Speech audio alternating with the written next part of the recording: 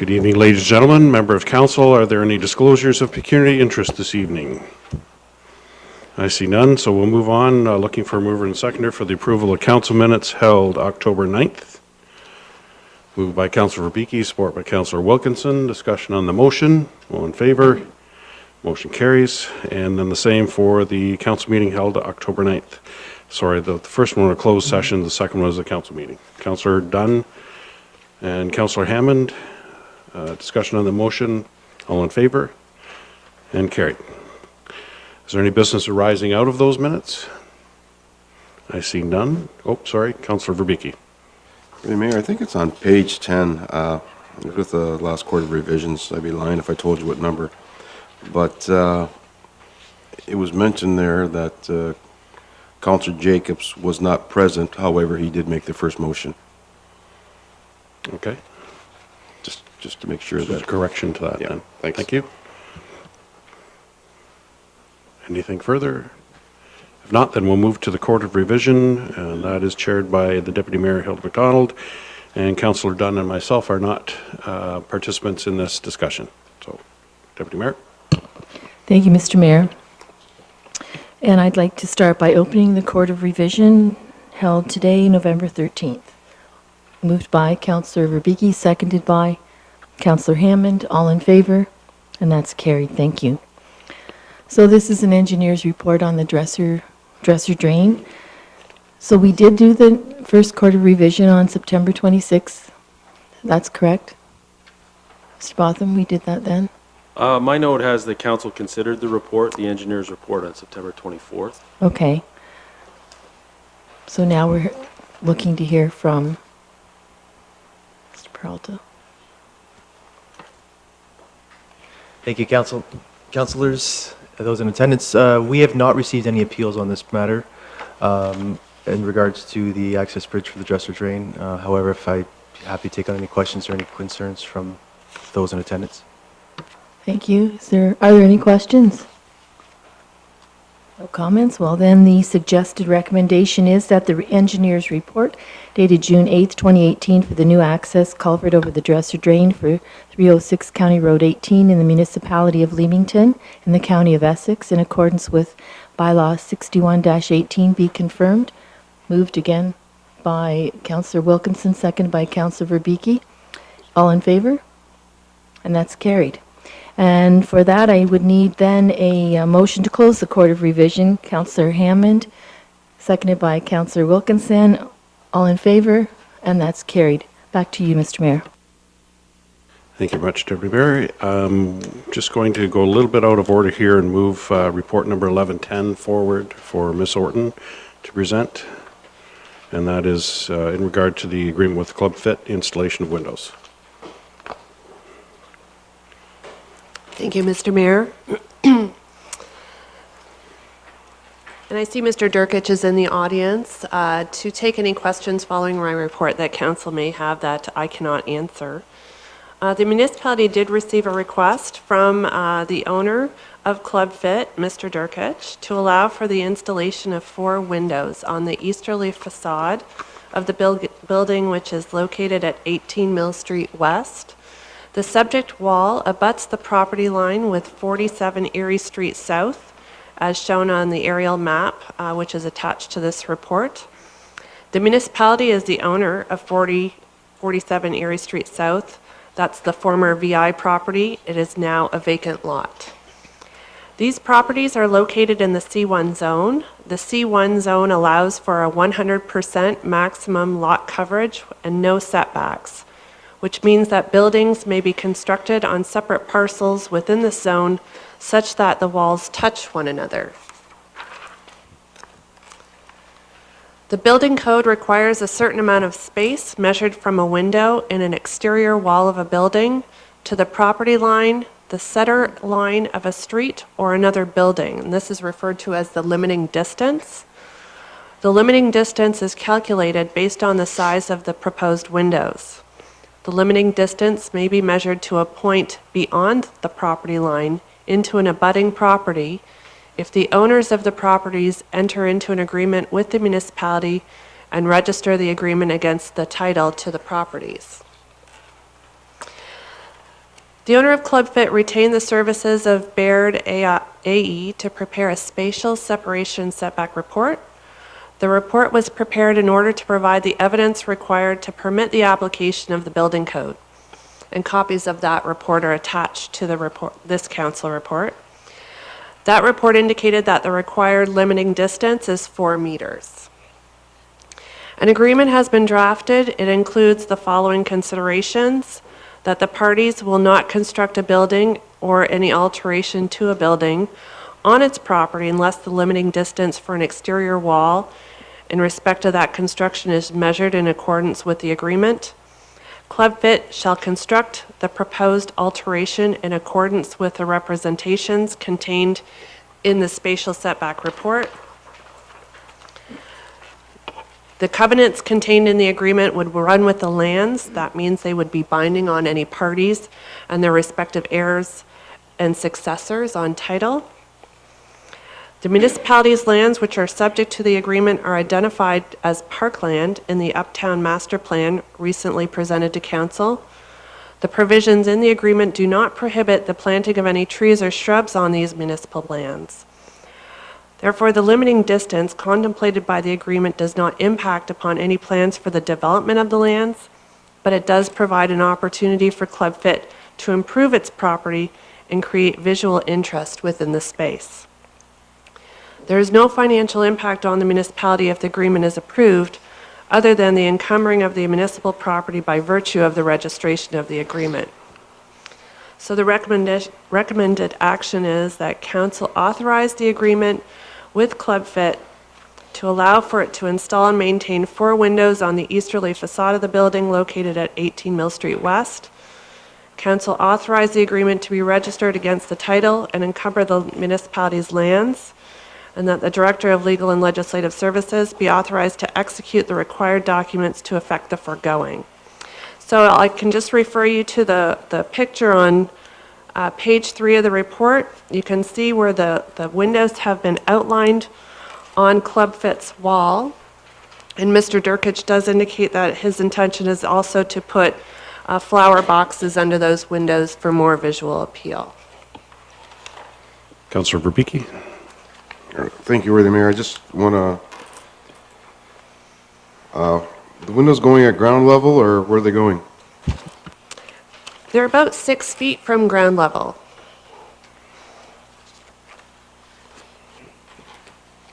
Okay. Councillor Hammond?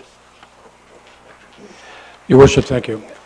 The only concern when I read through the report was that because of the zero lot line clearance, now understandably, we have identified that as municipal parkland. But in the event that the town at some point chooses to sell that land for the building of another building, that new building, because of the allowance of those windows, would not be able to move to the zero lot line. In fact, depending on the nature of the windows, whether they're wire enforced or they have steel shutters, may have to be as much as 10 or 9 feet away. In some cases, maybe 4 feet, creating a snow gap between the two.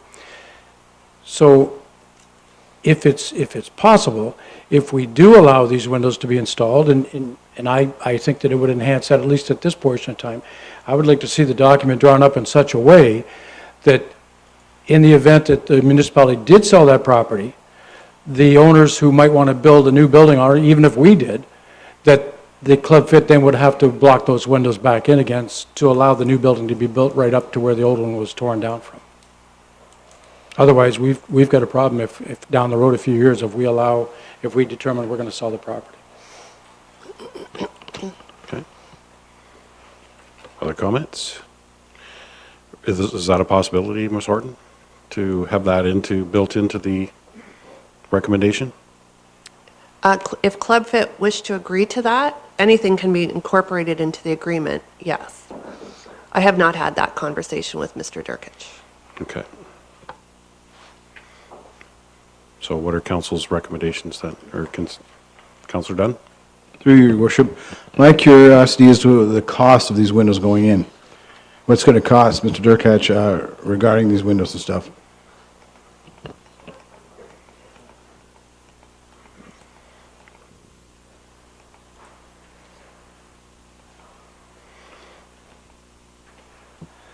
I think the cost is going to be about 6,000, 6 or 7, but I'm running it through the CIP program, too. I mean, So a portion of the town cost. pays Yeah, off, kind yeah, of. Yeah. okay. Councillor Hammond? Thank you. Mr. Durkach, I think you heard my concern. That in the event that the municipality decides they want to sell that block of property, with us allowing you to put the windows in, it prevents the new building that may be built there to have to stay back, depending on the nature of the building and the type of windows that you put in dictate how far back they have to be. Generally, I know the building code a little bit, enough to know that you don't allow windows on a zero property line. So, and I won't put you on the spot unless you understand my concerns. And I won't Yes. put you on the spot and ask you for an answer tonight, but in your dealings with legal, I think you understand our concern. Yes. Councillor Wilkinson? Thank you, Your Worship. Arlie, I think point 5 here is where it kind of resolves us, from being responsible. Like, let's say the perfect investors come to us here a month from now. Amazon comes to town and wants to build an office right in front of there. How are you going to feel about that after you've gone and put $5,000 to $7,000 worth of windows in at this point? We sell it off and you're now blocked. Are you going to come to us at that point, and say, what Now, do you think? If I write an agreement, I'm good with my word. I'll put them back in. But I think it's best if it's personally like parkland or something in town here, because we're already lacking parking right now on Mill Street and everything. And if there's a building put up there, I mean, I don't know where these people are even going to park, because everybody's complaining right now. Like, everybody's complaining about Mill Street being too skinny, this and that. I think it's a very nice street. And I think it's beautiful. You know what I mean? But we do lose 18 spots there. And if you had a building over there, then we even need more parking. You know what I mean? Like, it's just, I'm not trying to tell, you know what I mean, but I'll agree to anything. You know what I mean? I'll put the windows back in if that ever was the case. Yeah. Councillor That's just Dunn? my opinion. That's just my opinion about more building uptown. I think green space is important, so. Through you, Your Worship, we love the idea of the windows, but I understand what Councillor Hammond is saying, is Yeah. that in the future, when we're 10 years, 20 years from now, there may be a better deal come up. We want to make sure that we don't limit the council at the time of that. So that's why I would be in agreement of that as well. That's fine. So, Mr. Durkach, I congratulate you on continually working on improving that building that you've got. I know you've done a lot of work in there and on the outside of it, and I think that's great for the uptown core, so. And good also on you. inside where we've redone, I know Hilda, Yep. I've redone the whole inside since you haven't seen it, but new signs, new paint job. I'm redoing the whole thing, so. And I think like the windows will be a nice asset for people to drive by. You see windows and activity, and just brings more people downtown. I think everybody's doing a great job here. I just wanted to tell you all that too. Good. So, Thank you very much. yeah. So there's a recommendation before us then, council. What are your wishes? Councillor Berbicki? With me, I'll move 1, 2, and 3, and then Councillor Hammond through Ruth and Arlie make a number 4, just in case of the event, some kind of agreement. I don't know. So we have a John, motion. Yeah, Councillor Hammond's kind of piqued my curiosity. We have a motion on the floor. Do we have a seconder for that? Second by Councillor Hammond. So to Ms. Orton, do you need a 4th on there, or is the number 3, the executed requirement documents, will you build into there the concerns that council has expressed? No, I would need a motion for that, please. Okay, so added into this motion. Okay. So wording then is just to ensure that. Yeah, the addition to the motion would be that in the event of the municipality were to sell the property to someone wishing to build another building right up to the zero property line, that the owners of Club Fit would then block in the windows. And I don't think that's going to happen for quite a while of it.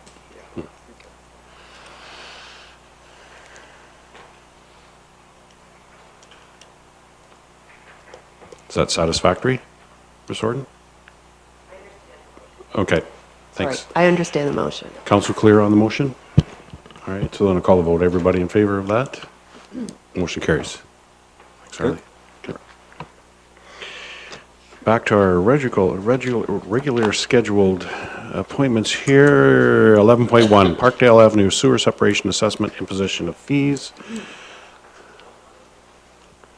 Gaspar. Thank you, Your Worship. A little background. Sewer separation for the area of Parkdale Avenue was the next step in the continuation of the municipality sewer separation program as presented to council in May of 2014. A public information center was held on May 25th, 2017 to notify the residents and the property owners of the work and the municipality's intent to assess a share of the cost of the works to benefiting properties. Several property owners attended the meeting and provided comments. Residents generally felt that the property owner's share of the work was too high. On June 5th, 2017, the municipality was notified that the project was approved for funding from the federal and provincial government under the Clean Water and Wastewater Fund, known as CWWF. On August 28th, 2017, the tender for the project was awarded to Direct Flow, Inc. in the amount of $618,597. Specifically, the works included the tender with the installation of a new sanitary and storm sewer, removal of existing combined sewers, and complete reconstruction of the roadway and sidewalks. As part of the cost recovery for this project, the shared cost recoveries are limited to the construction of a new sanitary sewer and private sewer services. All other works, such as the roadway, curbing, and sidewalk, will be funded from the CWWF program and general taxation. Section 391 of the Act authorizes a municipality to pass bylaws imposing fees and charges for services provided by it for the use of its properties. Section 398 of the Act indicates that fees and charges imposed by a municipality constitute a debt of the person to the municipality and authorizes the treasurer to add fees and charges imposed to the tax roll of property and collect them in the same manner as municipal taxes. This project will be assessed under Section 398 of the Act by passing a fees and charges bylaw imposing the charges. When assessing costs to the owners in connection with the sewer separation projects, the municipality imposes a maximum fixed fee per meter of frontage and per sanitary service cost. The maximum fixed fee is set by the annual fees bylaw, which includes a unit cost per meter for the construction of the sanitary sewer system, and a per sanitary service cost for one sanitary service. According to the municipality's fees and bylaw 13-18, the maximum fees are as follows. For the sanitary sewer main line, $320 per meter of frontage, and for the sanitary service, $2,000 each. As the actual cost of construction was $287.58 per meter of frontage, the actual sanitary service cost was greater than $2,000 each, therefore each owner was assessed a $2,000 fee. Attached to this report is an assessment schedule that includes a breakdown of the fees to be charged to each benefiting owner. Benefiting property owners were sent a letter advising them that council would be considering the imposition of the assessment as this council meeting, and were advised that they could seek to address council as a delegation. Financial impact. The total cost of the project, which included construction, new lighting, engineering, and design, was $765,364. This cost includes $188,294 for sanitary sewers, $253,535 for storm sewers, and $323,535 for roadworks. The total assessment recovery from the abutting owners for the construction of a new sanitary sewer and private services is $166,089.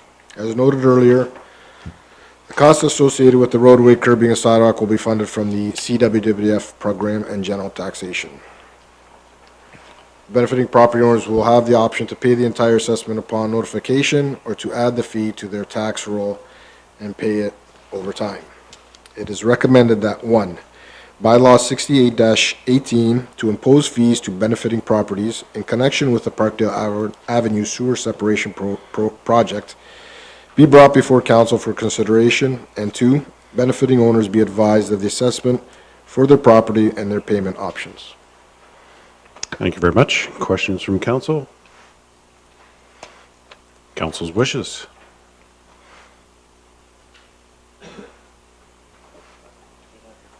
Councilor Dunn. there were no delegations. Through you, Your Worship. Gaspar, I just, there was the bottom part of your report talked about the two properties on Parkdale that were used for the Starbucks. And as they were unlike to use the sewer on Parkdale, I've just, a little more explanation on how it came to, because it was also mentioned about being borne by the municipality and charges benefiting the properties not to impact by this particular issue.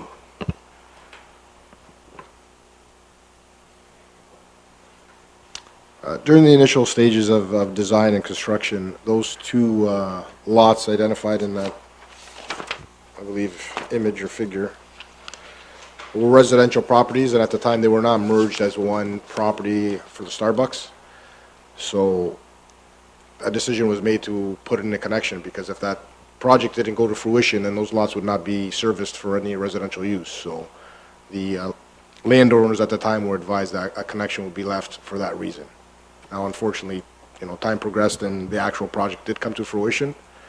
So that's why the connections are there and not being used. So that property owner will be assessed just the connection cost and not the actual sewer line cost up front, because they won't be connecting to it at all. Recommendation is moved by the Deputy Mayor, support by Councillor Wilkinson. Discussion on the motion. All in favor?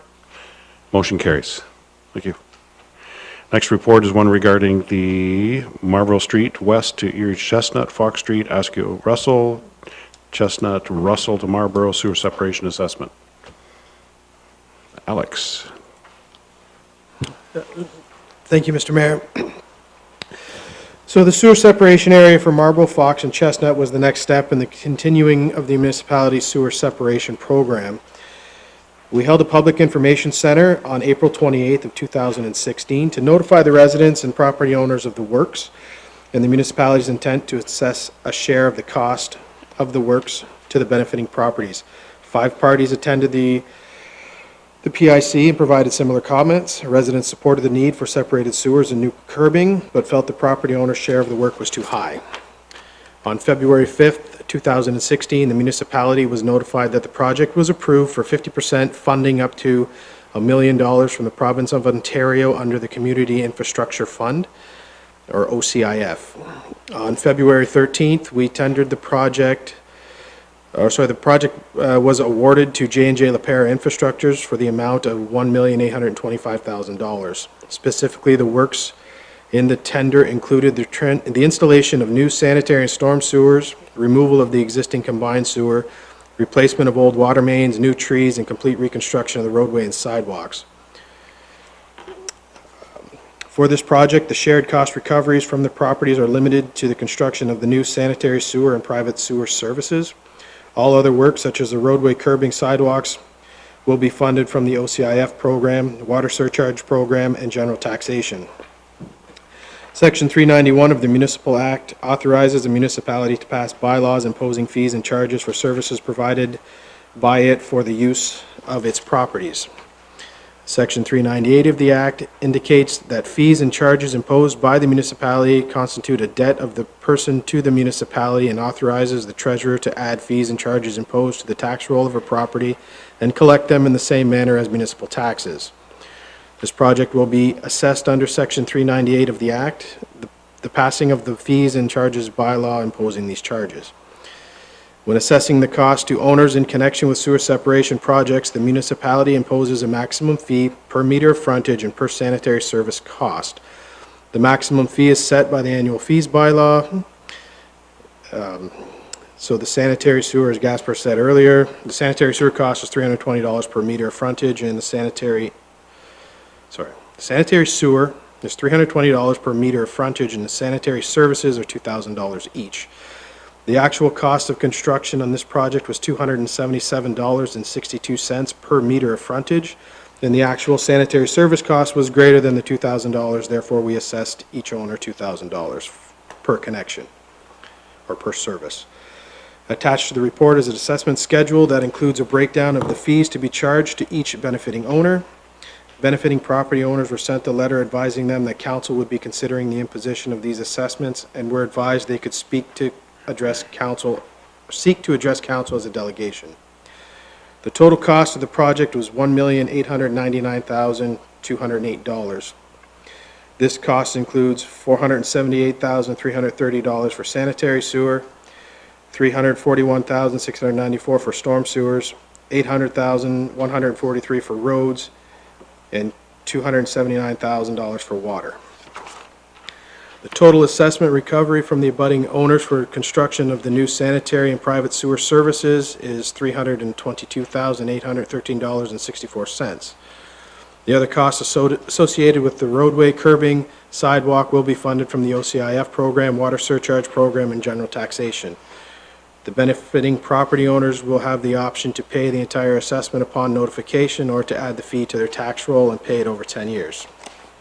So the recommendation before you is that bylaw 67-18 to impose the fees to benefiting properties in connection with the Marlborough Street West, Fox Street, and Chestnut sewer separation project be brought before council for consideration, and benefiting owners be advised of the assessment for their properties and their payment options.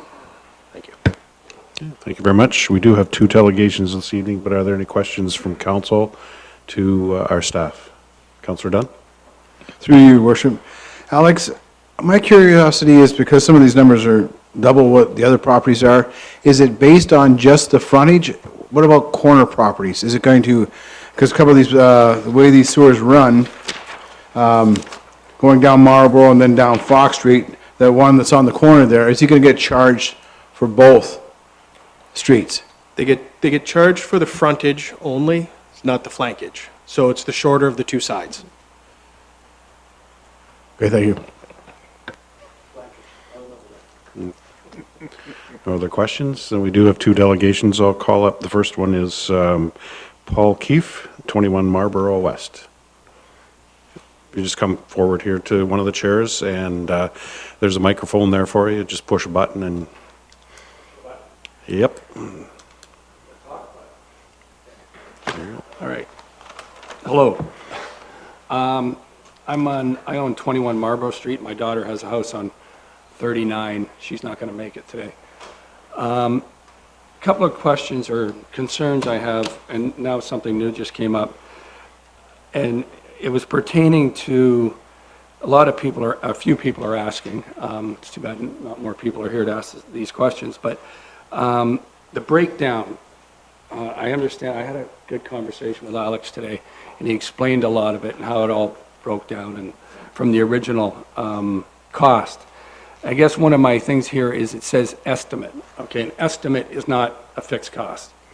And that kind of concerns me right there, how this is worded. But yet he tells me that's going to be our cost. So that's one item that I have a concern with. The other one is I was curious about the funding when something like this happens. Is this the town money? Is this taxpayers' money that's already been put aside for these projects? And maybe I misunderstood some of the numbers, but it's this OCIF. I'm not familiar with that. But it sounds to me like this was all funded. Is that the case? No. The OCIF funding is provincial grant funding that we apply for. Okay. And we're sometimes lucky enough to get. And you got it? Yep. The 1.8? Well, how much I think we got 50% up to $1 million is what I heard. Correct. Correct. So the provincial government matched dollar for dollar up to the first $1 million spent on the project. Okay, so it's 1.9 million is the total, so we probably got $900,000 from OCIF. Sorry, Laura? Through you, Mayor Patterson, there's about $800,000 of OCIF money on this project. Okay, so that's provincial tax dollars from you and me and everybody else. Okay. Yeah. And where's the rest funded from? Alex, do you want to break it down?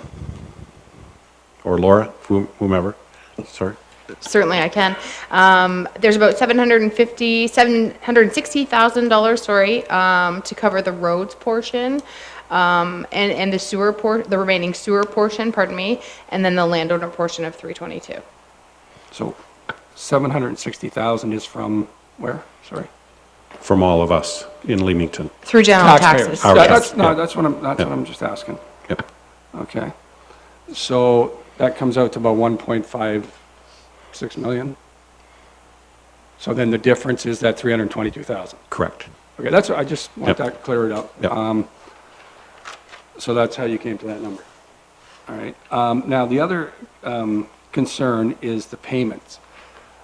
Okay, that $322,000, is that borrowed money or is that tax dollars? Or is it in a coffer, like is it there? In my understanding, layman's term is yes, we're funding it. The taxpayers of Leamington are funding it until the property owners have paid us back. Okay. And that's why when you spread it over 5 or 10 years on your tax bill, and there's an interest rate charged to it, it's to cover the costs of us carrying that debt over that period of time. But Laura, nailed it, good. The interest charge, that's a question I have. Okay. What is that for? What's that covering? Like, if it's money that's there, you're not borrowing it. So the taxpayers have already paid their taxes, and now you're going to charge them interest. And I believe, is it over a 10-year term? There's options here? Yep. There will be? It's Laura? Through you, Mayor Patterson.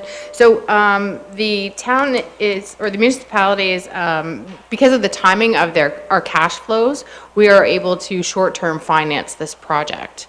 So the purpose of the interest rate is to reflect the cost of borrowing that money over the 10-year period. So similar to the Drainage Act, and I explained this on the Danforth project too, the prescribed rate as of today would be 3.4%. And then so with the Drainage Act, they provide a recommendation to add 2%. So if it were debentured today, if we were to get the financing today, it would be 5.4%. I will comment that the tile loan program with the province has a rate that sets annually, and that rate is currently 6%. I also, as far as the process goes, I do expect the Bank of Canada to raise interest rates again in December. We've seen interest borrowing rates go up about 40 points since our Danforth project was approved in July. So with that expectation, I do expect them to continue to go higher. As far as timing goes, there is a process that we need to notify the residents to give them their options of whether or not to pay in full or to debenture with the municipality. We'd like to give residents sufficient time to do that. So looking at the schedule and based on the municipal, like the holidays coming up, et cetera, I would recommend that we put that at about January 31st to give residents an option to make sure, they are aware that these charges are due. At that time, like I said, they can make payment in full, or they can pay $100 and debenture over 10 years. The first payment for 2019, so year one payment, will be due on their final taxes, which will be due in June and in September. I guess I'm still wondering if it's a short-term loan and you're making, I guess the part I don't get is why you're making interest off money that's there from the taxpayers. And I mean, I'm familiar with the Drainage Act. I've had drainage done to my farm up in Leamington Township before, and I know how all that works. But this interest here, that's just, I still don't get it. Okay. I still don't get why you're charging interest on money that's there and the taxpayers have put out, and then they're going to pay interest on their own money. I mean, that's just me, I don't think the money is there, that's the thing, but. Well, you said it was because no, but you said it was a we're short-term borrowing loan, it. but you had the money there. We're borrowing it. From? Well, I assume Where we from our borrow- operating where- line of credit, but Laura, if you want to try. Certainly. Thank you, Mayor Patterson. So yes, we currently do have those funds, but those funds have been set aside for other projects, for life cycle replacements or other major planned municipal projects. So like I said, on a short-term basis, we have the ability to self-finance. Certainly, the municipality takes on their own debt for other projects. And, should some other major projects come down the line that we need to seek that debt, then we need to have the capacity as well as a municipality to have that option before us. So we just need to make sure that we recover, and it's not at the general taxpayer's expense, that we are taking out that additional financing.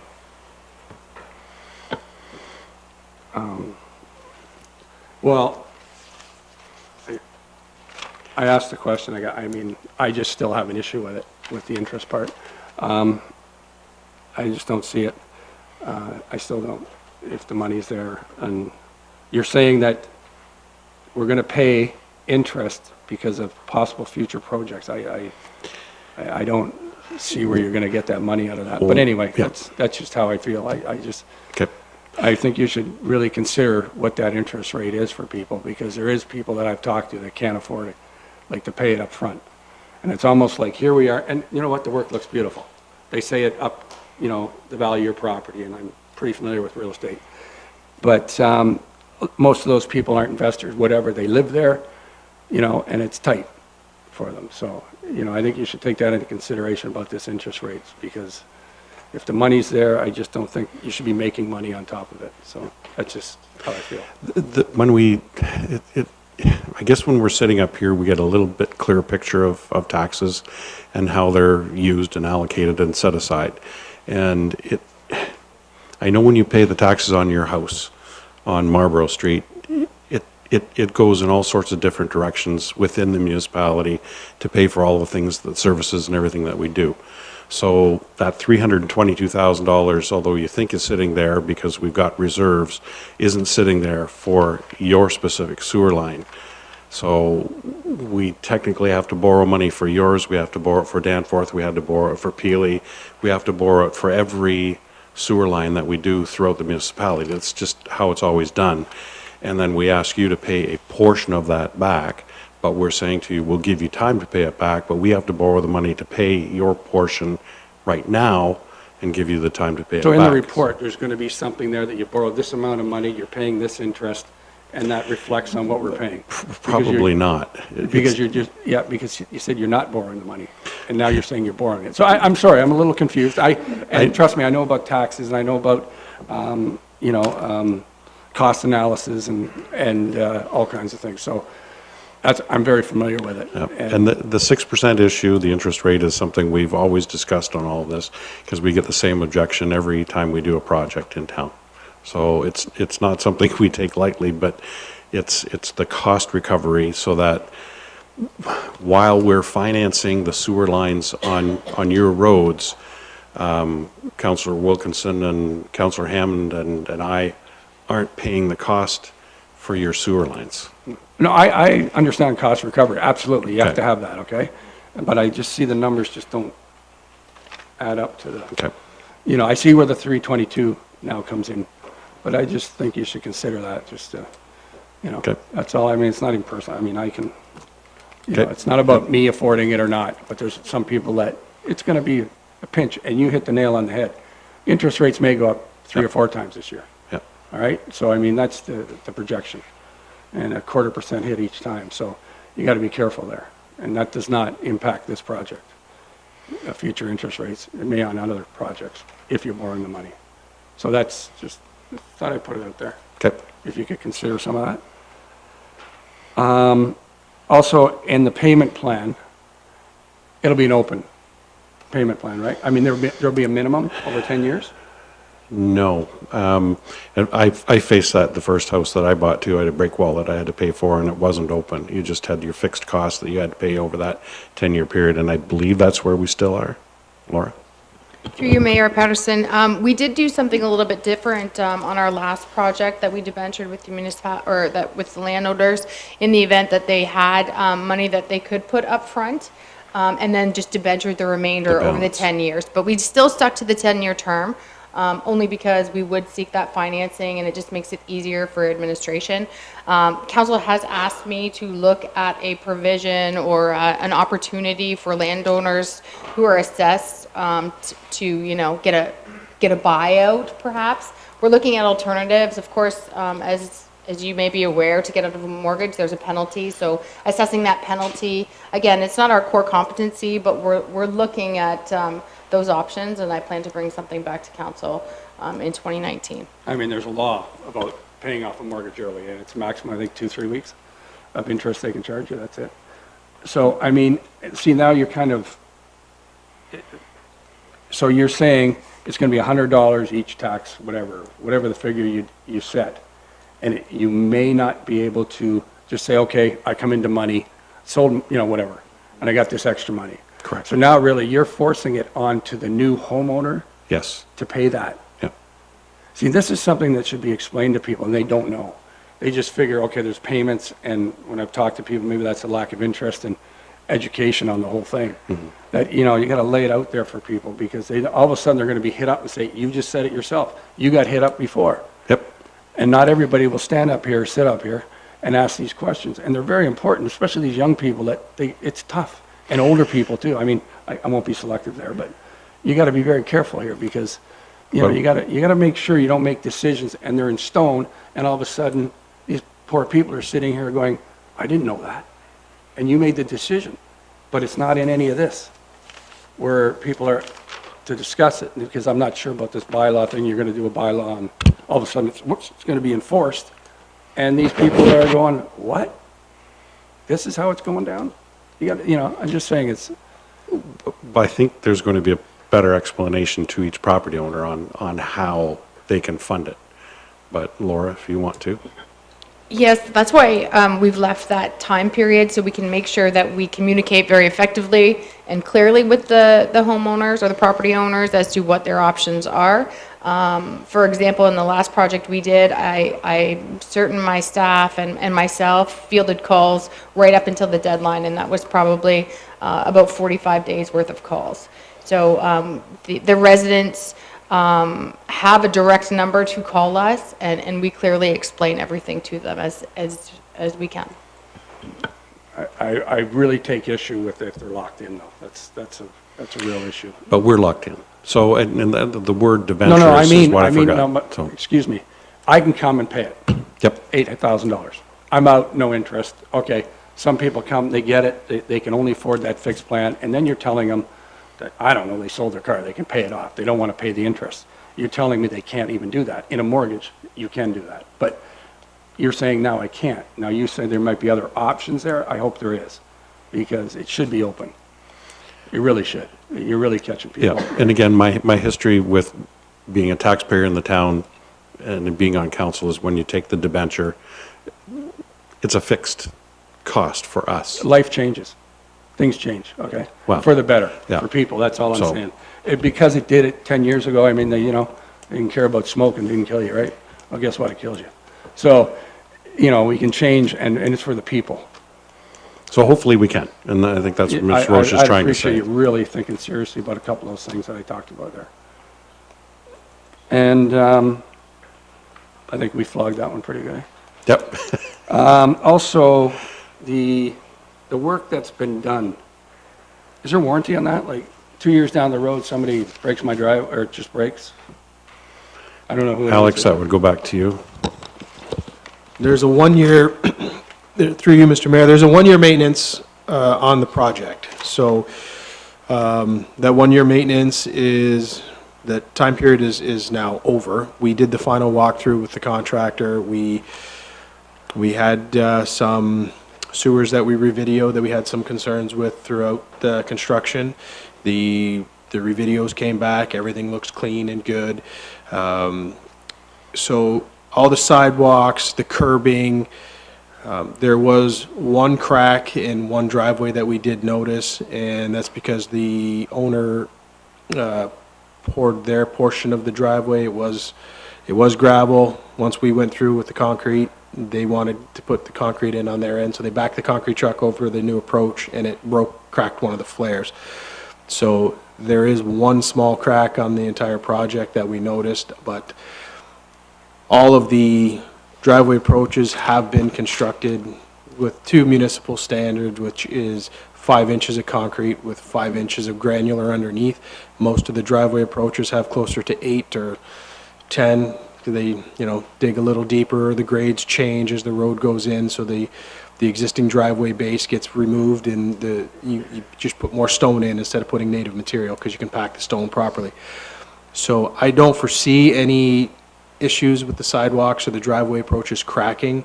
However, if they do, they are, they do belong to the homeowner, so it's always, if it does crack and start to fall apart, I really don't see it happening within the first 5 to 10 years, but stranger things have happened. But on any other project that we've done, I don't see any issues with the new infrastructure breaking within their first 5 to 10 years or failing. That was a skid steer, by the way. Yeah, I have a backhoe, and I got 4 inches of concrete, and it doesn't break. So, and that was my daughter's house. That was your daughter's house? I just talked to her today about that. Okay. Yeah, and it was a skid steer. It wasn't a cement truck. Okay. But, and 5 inches of concrete should hold it no matter what. It should hold it. So, that is an issue with that crack in her driveway. Okay.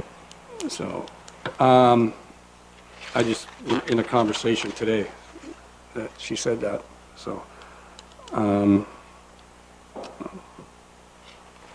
North side, sidewalk, we talked about that on our phone call. They cut the curb to extend the sidewalks on the north side Fox on Marlborough Street. And you walk down there, you hit the grass, they got the cutouts, for continue like it was before. And all of a sudden the curbs went back up and end of story, they didn't continue the sidewalks. I know you mentioned something about the Highway Traffic Act, Book 18 or something, and So when we did the design for this project, we had all the sidewalk ramps, the sidewalks going back in as they were. In the time from the design to construction, Book 18, the updates to Book 18 were released with the new pedestrian crossing regulations. So crossing pedestrians at uncontrolled intersections. So we wanted to be sure what we were putting in aligned with the new regulations, as it's a new project, and so we held off in putting the pedestrian crossings back in on Marlborough Street and at Chestnut Street, where they cross at an uncontrolled intersection. So we needed to do the proper counts for vehicles, the proper counts for pedestrians. Obviously, during construction, those counts can't happen because there's no people walking and there's no cars driving. So we finished the construction, we left the ramps out to make sure we don't put in, we didn't want to take a stab in the dark and put in something like we have similar out front of the town hall here or out back at the town hall on the trail crossing here if we didn't need it, or what signage we needed to put up or what paint marks we needed to put on the road. We weren't sure. So we wanted to make sure we had the right counts. We wanted to make sure we had the right numbers.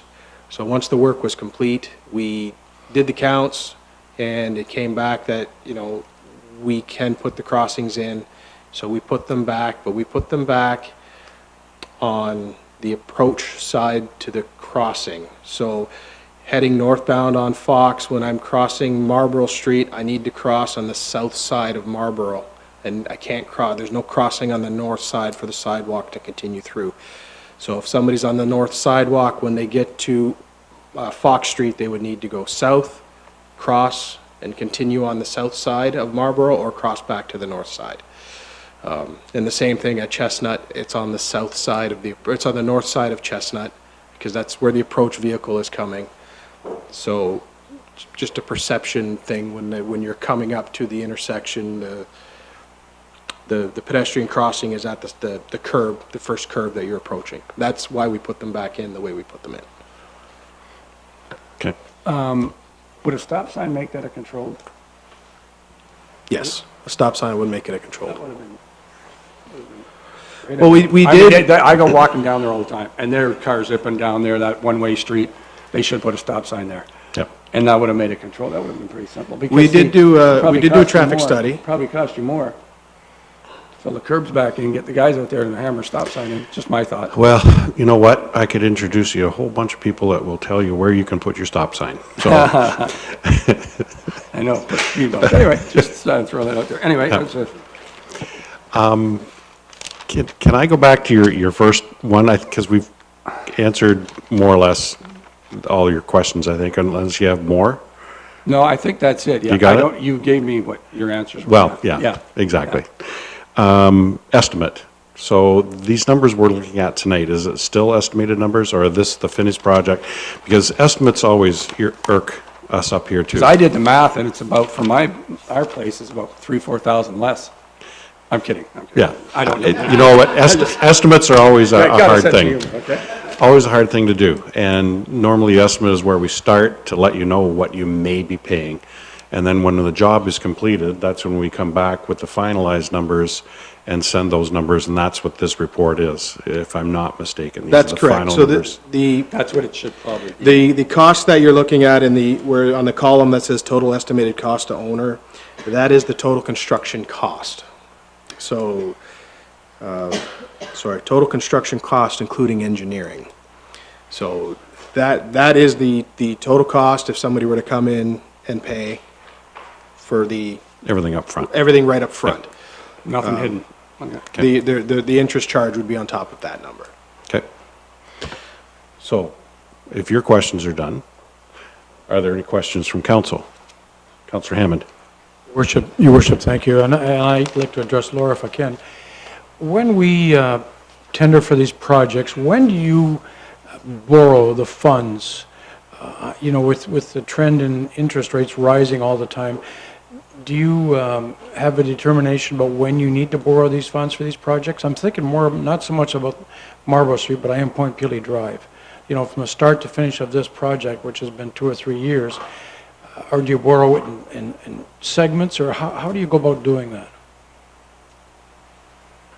Through you, Mayor Patterson, we have been fortunate because of our healthy reserves that we are in a strong cash position, as I presented to council the last 2 years. So we have not had to go out and externally finance. However, should we do that, certainly I would bring that forward to council when we did that.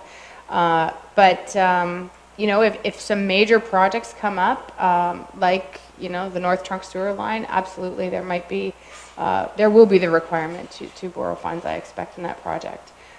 To temporary finance it, but fortunately we have not had to do so. And one other, if I may, thank you.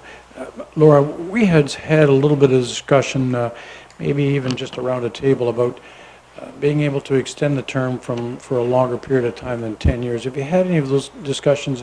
And I'm thinking more again about Point Peely Drive because of the large amount of money that they're required to pay down there. I don't mean to dismiss Marlborough Street, but I'm just curious about whether or not that we've looked at extending that 10-year time period. But tie it into this one, because this is the one we're talking about. Yes. Through you, Mayor Patterson, yes, in the last few that we've brought before council, we've basically come with a standard of 10 years. There have been other options presented before council, I believe 5-year plans, for example. Certainly when we look to Peely Bevel, given the value that would be required for residents to pay, we will certainly look at those alternatives and look for council to provide us direction on that. But there are financing opportunities with Infrastructure Ontario, who I contact to get these rates, anywhere from 1 year to construction loans, which is a temporary period, all the way through to 25. So we could, build another complex should we need to. And that was going to be the final question, is do you have an option of going beyond 10 years? So thank you, Laura. Thank you. Deputy Mayor. Thank you, Mr. Mayor. Laura, is it practice at all for any municipality not to charge interest? Because I'm thinking of it this way, since we're not a bank, and if we wouldn't charge interest, then everyone would take the option of borrowing, and then obviously our cash flow, our cash reserves would be depleted for the length of that borrowing time, and really that is not what we want to do because we're not a bank. So anyway, so my question is, do municipalities tend to do that at all? Through you, Mayor Patterson, in my queries to my fellow treasurers, looking at the interest rates, many of them charge the 6 percentile loan rate that is established by the province and set annually, not looking to allow for any fluctuation in those interest rates, allowing the market to prevail. We have already on our books over $5.5 million worth of debt ourselves. So we could take that money ourselves and repay that. However, we are locked in to those repayment terms, whether those be 5 years, 10 years, 25 years, etc. So you're absolutely right. Financing to landowners is not something that we do well. The banks do that very well. And certainly, it's not something that we prefer to do, but we offer that service to landowners. And if we were not to charge interest, 100% of them would take that, and that would be on the backs of general taxation, because that would reduce our repayment limit terms, because we would have to seek additional debt servicing for ourselves. To that, are you still talking to my brother addressed officer, right? Yeah, we were addressing the interest rate and why we charge it. So, but if you're going to ask any more questions, I need you to come back to the chair. So, because we do have listening audience at home. That's right. Who's- Oh, sorry. I didn't know that. Some municipalities, it's true that they don't pay anything. It's totally funded, this kind of work? And I think that depends on the municipality and what kind of You mean money they have. a municipality pays for the entire sewer In replacement? some towns, yeah, they did. But regardless, that's not going to happen here. No. But really, though, you got to consider, though, that to make this open for people to pay it off, if you're going to. Well, and we've kind of bugged finance for that for a little while now too. I mean, So, because now you're trying to say, okay, I'm signed up for this. Now you are like, hey, you're penalized.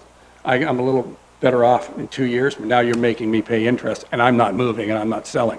So now Yeah. you're penalizing me. well, So or the that's- option, as was just mentioned, if you go to the bank and borrow the money from them at a less interest rate than you're paying us, and maybe it's an open loan to them, and away you go, right? So I guess that's where we're trying And to there's a say. smaller penalty on mortgages. Somebody Yeah. brought that up. So Yeah. they used to do that, not anymore. It's against the law. Okay, There's a time period. so, no And further thank- questions? Thank you very much. You're quite welcome, thank you too. Further questions from council? If not, we do have a recommendation before us, and looking for council's direction. Moved by Councillor Verbeke, support by Councillor Dunn. Discussion on the motion, all in favor? And carried. So we'll move on to the next report, one regarding Bridge 53 on Mercy Road C, and Mr. Botham.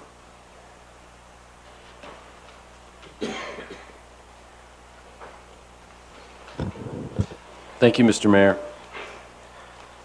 In staff report 2718, you'll notice under the background section, the first sentence says in 2015, the municipality retained the services of Stantec Consulting. If you could just change that to 2017. We do a bridge inspection every 2 years, and the last one we did was completed in 2017.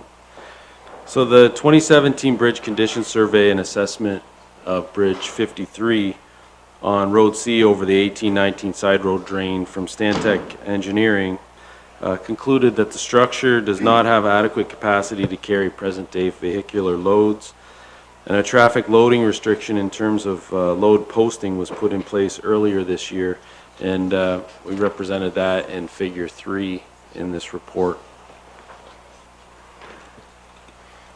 It's Stantec's opinion that the structure cannot be effectively repaired or rehabilitated and restored to achieve a reasonable service life. Replacement reconstruction of the entire structure is recommended. And you can see in the picture provided in Figure 2 in the report, the delamination and the condition of some of the rebar on the underside of the deck. This structure also has undermining of the footings that's a problem as well. So a request for proposal to hire a consultant to undertake engineering and design has now been completed. 5 submissions were received and reviewed by administration. Stantec Consulting submitted the most advantageous proposal and addressed all the necessary deliverables, including project team, the work plan, the schedule, their fees, and quality control that they plan to have during the project. Stantec has completed several bridge replacements within the municipality in the past and has performed well. They propose to complete the engineering design for $49,007, including HST, and expected to have their tender-ready documents within 130 days of council's approval. There was a budget this year for $50,000 approved by council for the completion of engineering design for Bridge 53. Administration expects to recommend the replacement of bridge number 53 in the 2019 budget, and the estimated value that you'll likely see is $490,000. So we are recommending that Stantec be hired to complete the engineering design for Bridge 53. Okay, thank you very much. Questions from council? Council Wilkinson? I'm just curious, Alan, with Stantec, was it the cheapest though? Interestingly enough, yes, they were. Councilor Verbicki? So is Stantec Consulting the same company as Stantec Engineering, the same company as Stantec Limited, who's building the bridge? Yes, that's correct. I apologize for that. No, that's there. I thought it was, but, and I know this is a major artery for the rural agricultural people. Most of the people that farm in the Maritet Marsh live on Road C. What kind of inconvenience is this, or do they have a start plan after the 130 days? Well, through this recommendation, we'll award the design function. So next year, hopefully, if the budget is passed, we'll tender for the works, and we can talk about the construction schedule at that time. But typically, we do these constructions in July and August. In this case, we'll probably have to work with the local landowners considering harvest and planting season, yes. Okay, no further questions. What are council's wishes? A recommendation? Moved by Councilor Wilkinson to support by Deputy Mayor. Discussion on the motion. All in favor? Carried. Next item is a report regarding Oak Street West Traffic Study and Development Plan. Mr. Botham? Thank you again, Mr. Mayor. Administration, and please refer to Figure 1 in the report. And this is a map of Oak Street using our land use designations. I guess for clarification, this would be Oak Street here.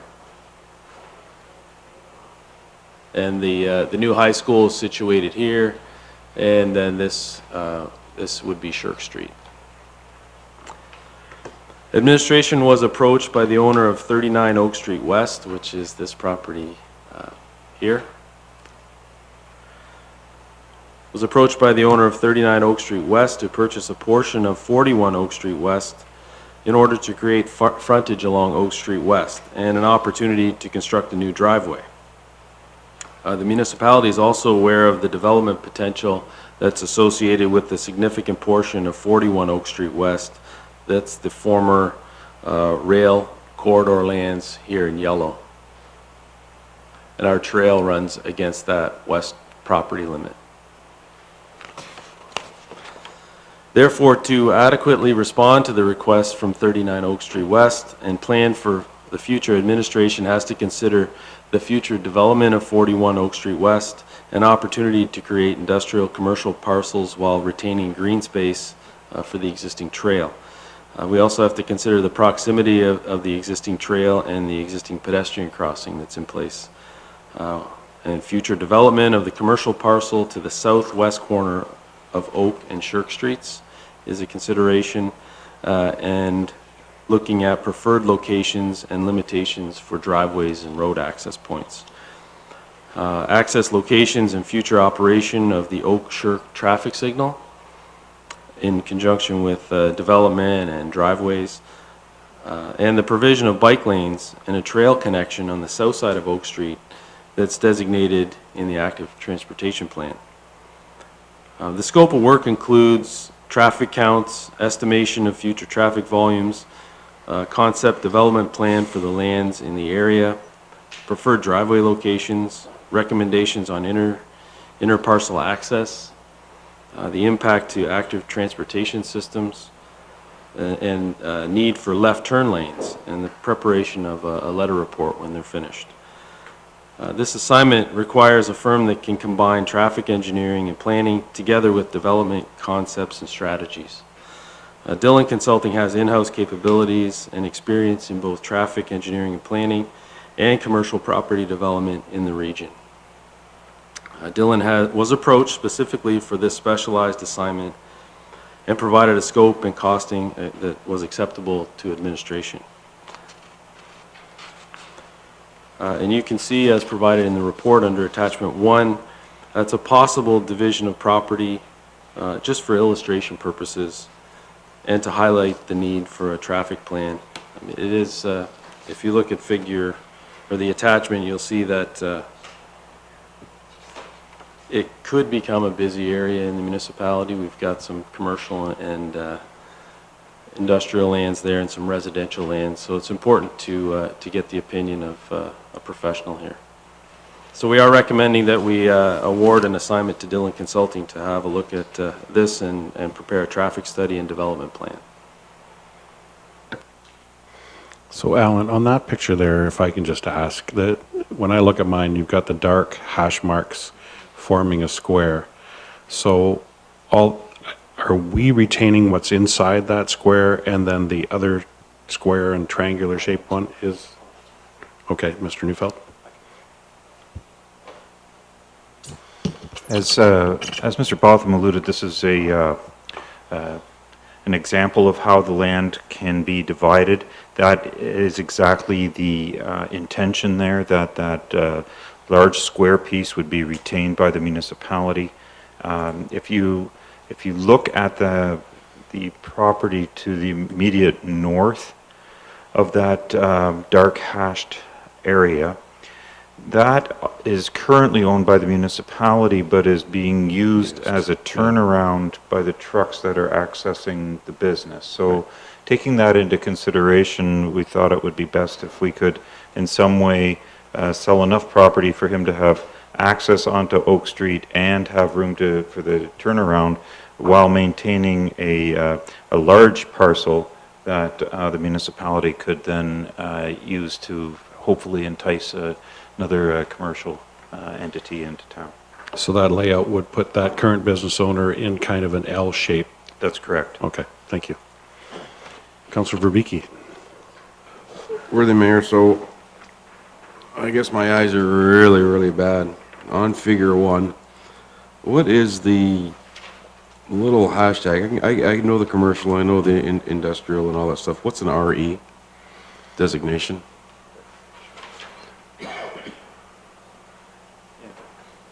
Rail? Mr. Neufeld. Recreational. But it is. You're off, Larry. Your mic. It's not industrial at all? Okay, so was there ever, I mean, you got your wish list here for future development. Is there any chance that 39 could also maybe use, I know I've got a couple complaints of using Poplar Street as a thoroughway. Is there any chance that we could have a north-south arterial road there to go from Oak Street to Talbot? Because I know, well, I don't know about the other one. I know the one business is being forced to move by the end of next year, so, and I'm sure the one beside it is too, right next to the trail, but is there any room there to put a north-south corridor there for cars? Mr. Sharon, or, Alan, sorry. Those are the exact things that our consultant will be giving to us, and we can share that with them.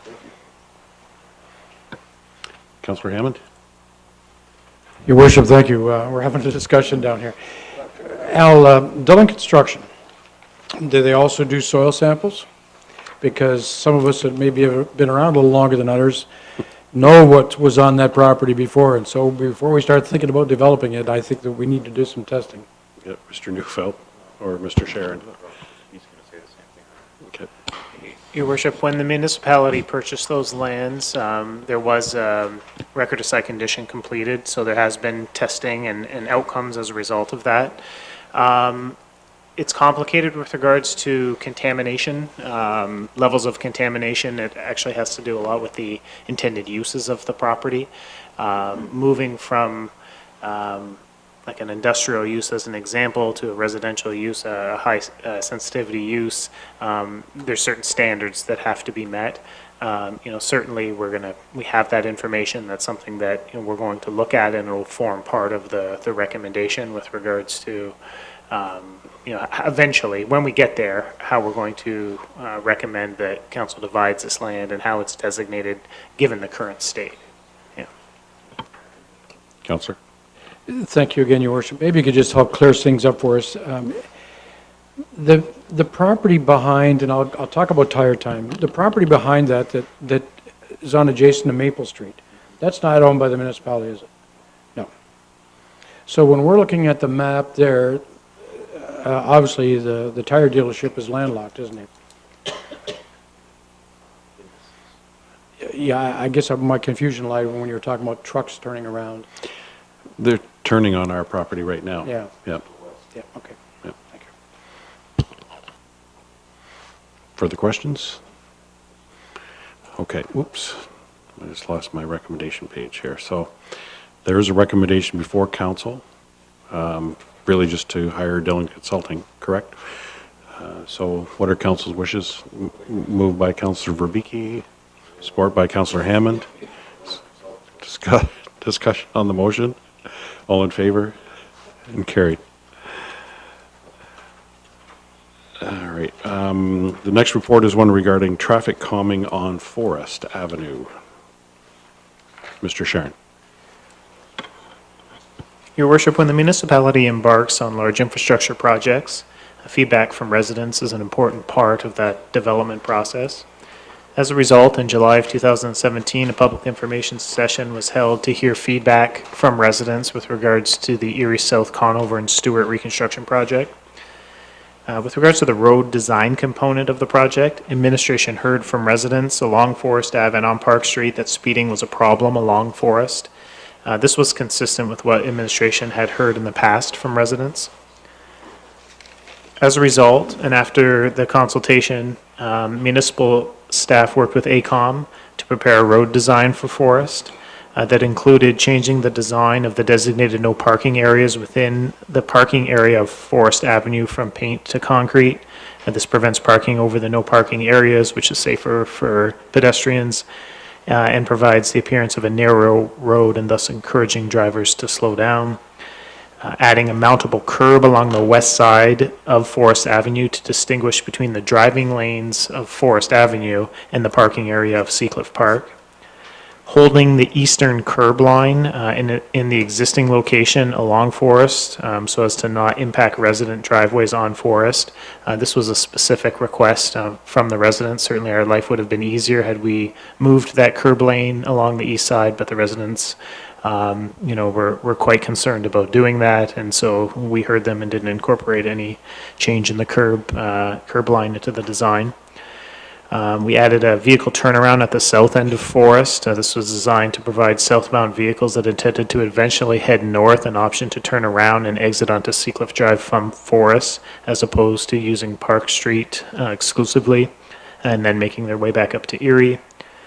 Changing the parking on Forest to reverse-in angled parking. This basically has many benefits to it, including a safer unload zone, as well as better sight lines when exiting the parking areas, and changing the speed limit along Forest to 30 kilometers an hour. So after considering the proposed design from ACOM, administration is not recommending the implementation of reverse-in angled parking. And while this option is referenced as having many safety benefits, in this particular circumstance, it results in the loss of an excessive amount of parking spaces in an area that's already deficient in parking for our large events and during busy weekends. In addition to the original proposed design by ACOM, administration is recommending 2 speed humps and a speed table be added to the design. That's on behalf of the residents, again, simply because of their level of concern with regards to speeding and the amount of pedestrians that use the road. So as noted in the report, while speed humps are an imperfect method of calming traffic, they are in fact a very effective method of slowing down traffic. Your Worship, administration tonight is seeking direction from council on the preferred design of Forest Avenue. Administration is currently recommending option number 2 for council, and that is represented by attachment number 2 of the report as a preferred design. This includes drive-in angled parking, 2 speed humps, and a turnaround at the south end of Forest. We've also provided for council 4 additional options for council to consider. These options contemplate adding or removing the back-end parking, speed humps, speed table, and the turnaround at the south end of Forest. And so our recommendation before council tonight is that council select option number 2 as the preferred road design for Forest Avenue. Okay, thank you very much. So just for clarification, there's 2 diagrams here. So option number 2 is the first one or the second one? It is attachment number 2. Option number 2, and attachment number 2 represents attachment number 2. The primary difference has to do with the back-end angled parking and the removal of 1 speed hump. Okay. Deputy Mayor. Thank you, Mr. Mayor. Rob, I just have a problem with your recommending option 2 when you're giving us the drawbacks to the speed hump, hump, and the speed table. Like what you're saying is it's not good for snow removal. It can cause damage to the equipment. You're talking about drainage, extra drainage requirements, but then you're recommending that. So is this a matter of the scale and the fact that it will calm the traffic outweighs the negative factors? Is that what you're telling us there with those 2? That's correct, Deputy Mayor. I certainly, in providing this particular option, we wanted council to be aware that while very effective at slowing down traffic, there are some drawbacks to speed humps and speed tables. Council first. Council Verbicki. For the mayor, thanks. So there are no spelling errors on here. So this is a mountable curb, is not a bump out? That's correct. A mountable curb, it's simply a curb, a mountable curb, a V-style curb that you can drive over, but provides both drainage as well as delineation between the parking area and the driving area. So the speed hump is not a speed bump out, it's just a speed hump? Yes, a speed hump is actually a designed method of controlling traffic. Essentially, the vehicle rolls over the speed hump, and so long as the driver of the vehicle is going within the recommended speed, they should be able to navigate that speed hump without any issue. Not to be confused with the traditional speed bump that you'll see in a lot of parking lots, where you basically almost have to stop to roll over it or risk bottoming out your vehicle. I don't think you'll ever see us recommend a speed bump. This will not be the old Elliott Street to see if you can make it from Clark to Hazelton jump? The bumps? You're showing your age. Okay, thank you. No, you're worship. And we noted it in the report, but there are 2 speed humps currently on the north entrance to the complex, and these would be designed with the same standards. So how will you address the snowplow and snow removal with that then? Your Worship, it's education. The snowplow operator has to be aware that it's there, and they basically just need to take care when they're cleaning that, pay it some extra attention. You just can't run down the traveled lane like you would in a typical scenario. You'd likely actually have to spend a little bit more time cleaning out that extra snow that piles given the angle of the blade in relation to the angle of the speed hump. Okay, Councillor Wilkinson. And Rob, they have this out in Kingsville as well, in front of the Kingsville Arena there. I think they have a number of speed humps. They've been using over there for a couple of years now. My concern is more the speed table, and I meant to ask you earlier today, is there any in the county right now, these speed tables that you know of? Does Essex have one out by the Civic Center by chance? I'm not aware of any locally, Councillor. Recently I was in Ottawa and was actually surprised to see how many were utilized in residential areas in Ottawa. They were all over the place as traffic calming measures at the intersections, especially in residential neighborhoods that receive a lot of traffic. The inspiration behind that is kind of draw awareness to the intersection, correct? That there could be walking traffic crossing that intersection there. Yes. Yes, the table is not only for a traffic calming measure, but it does raise the visibility of pedestrians crossing at the particular location and will provide a safer place for pedestrians to cross. Given all the paint on the road and the signage, the fact that it's raised, it provides a safer location for pedestrians. Well, given the amount of concern we've had lately with when it comes to traffic calming, I showed it to 3 residents on Forest, 2 over on Park, and yes, we do get a lot of complaints about speeding down in that area, and rightfully so, when we got so many families and kids using that area. The 3 major ones that I got back, feedback was no back-in parking, which we're not having. This one surprised me. They said, don't close off the north end of Forest anymore. And Rob, you've confirmed for me on that one that Forest will not be tightened anymore at the north end than it already is. It's going to stay the way it is.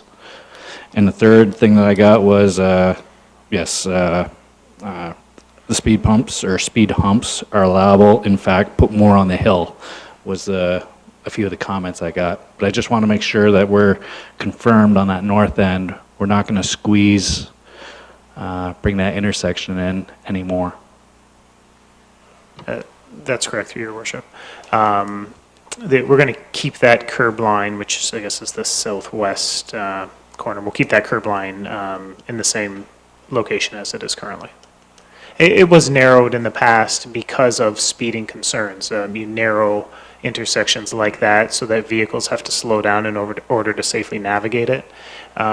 It helps prevent people from cutting those corners, and when you have a high pedestrian area like this, you want cars slowing down at that intersection, and so long as they do, they should be able to navigate it without issue. The problem is driving habits are such that people tend to drive quite quickly through these intersections, and when you have the number of people that we have attending Seacliff Park and kids and those sorts of things, that's why that was done in the past. But no, we won't narrow it any further than it is now. Councillor Dunn? Through your worship.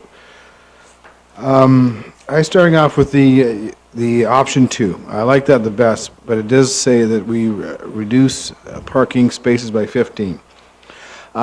Is that due to the bump outs? And the turnaround, it says you lose 4 because of the turnaround. Am I correct in? Yes, through your worship. Councillor, 15 parking spaces in total. It can be broken down as 4 because of the turnaround at the south end, 5 because of the speed table and the speed humps, and then the remaining 6 has to do with getting the angles correct for parking in the space we're going to need to make that happen. And if I can, your worship, so the speed bump outs are put in place with the actual speed bumps to prevent, if it's no parking there, the people avoiding the speed bumps. Is that why you have the bump outs in certain areas? It's twofold. We've tried to have them coincide for that exact reason. You can appreciate, again, driving habits. If someone's coming up to a speed hump and right beside them, it's a nice flat pavement where is a parking area, people are going to go around those speed humps. So we've tried to align the speed humps with the no parking areas. Yes. And again, my only concern is that with Hawks for Hospice now, and we have so many more motorcycles coming in the area, utilizing any of those spaces that would have been just a small piece of pie for a motorcycle parking spot, so they're not going to take up a full car parking spot, we might add to a little bit more extra parking for us. And the other thing was the turnabout at the end. Is it possible to push it down a little further? Because it's just on the top of the hill.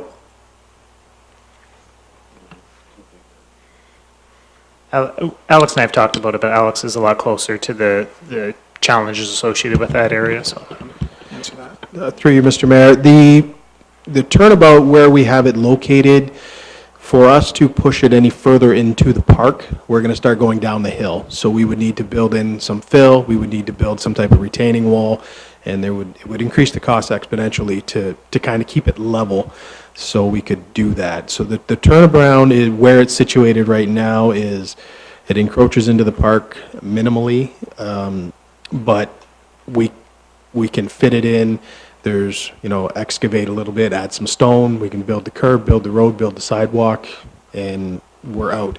If I push it any further to the south, now I'm starting to talk about I need to build something to level it off, I need to build a retaining wall to hold the material under it, and it's going to get costly.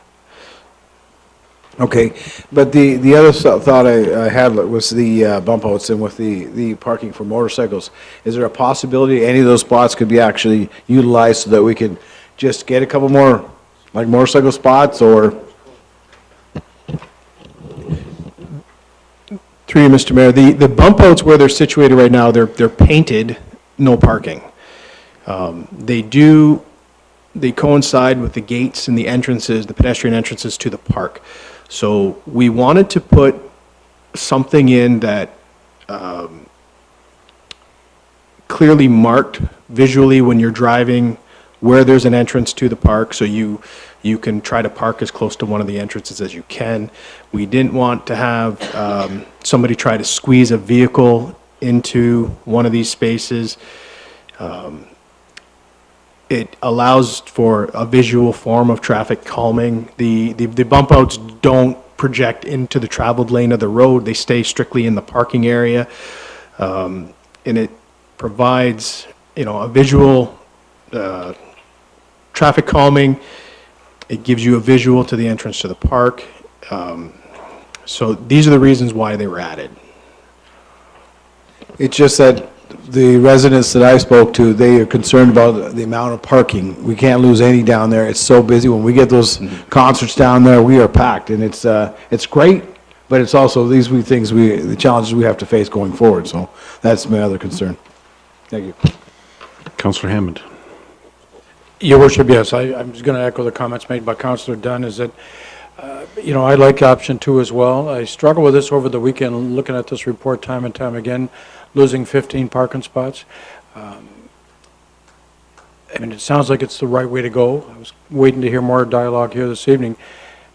But I guess it's put some onus on us to start looking at, with the continued use and the expanded use of our park, what we don't have is parking. And I guess that's something that we're really going to have to start looking at. Yep. Thank you. Mr. Neufeld.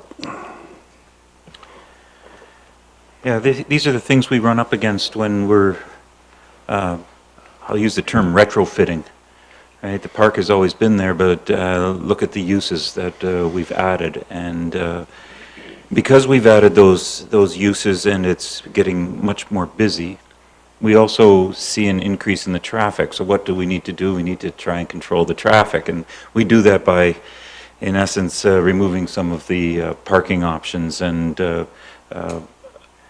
the next couple of months, probably within the next 6 weeks, we're going to be sitting down as a group to look at our strategic plan going forward. And certainly this is something that we need to take a look at in the long term.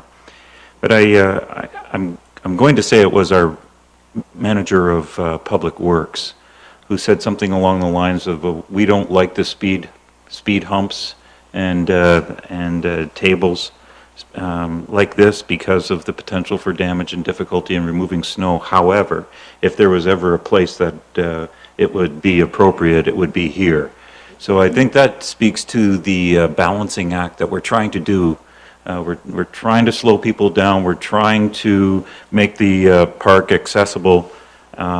Yes, we're going to lose some parking, but then let's turn our minds to how we can address that issue, because to not try and deal with the speeding issue fully, we're going to continue to have those sorts of complaints, as well as safety issues for the people that we are trying to entice down to our beautiful waterfront. I guess my quick question is, this is all well and good for Forest, but what about Park? That's the other street down there that the road idiots seem to just want to use as their own private racetrack. Would it be affordable to add a speed hump, at least in one spot on Park Street? The cost to install the speed hump, when we put them in at the complex, I want to say was around $3,000. So if council wishes to put some in on Forest, I'm sure we could find a Park. location, Yeah. on Park Street. Yeah. I'm sure we could find a location to install one. The issue with the speed humps is they need to be strategically placed so they don't interfere with the cars turning in and out of the driveways. But in Forest is a long street, I'm sure we could find a spot. We just haven't looked because, if we were going to put them on Park, do we put them on Bayview? Do we put them on Conover? Do we put them on Erie Street South? Do we put them, so where do you stop? Once you start, where do you stop? So we thought, with the new layout of the curb entering Park Street and now exiting Park Street onto Erie Street, That might resolve the we're issue. hoping that will resolve the issue. If we need to look back at it in 6 months, 8 months, and again, it's $3,000, $4,000 to install a speed hump. So it can be done, and it can be done quickly. Okay, thanks. Councillor Hammond? Yes, just a comment, Mayor, thank you. The two that you've installed at the north end of the arena really work, and what brings your attention to them are the arrows that are painted on them. Because it's on a little bit of an elevation, you really notice those, and they do work. And if it's only $3,000, that's a cheap way to slow vehicles down. Councillor Wilkinson? And Your Worship, I had the same concerns with the amount of complaints I got too with the speed on Park. I thought for sure they'd want this as well, the speed humps. So I called our two Park Street residents, one being one we all know.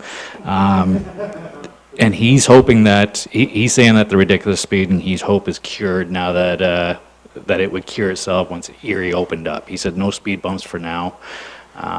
Hopefully that alleviates itself, but no speed bumps is by two residents over on Park. And I'm hoping that traffic does improve, the speeding idiots down their road.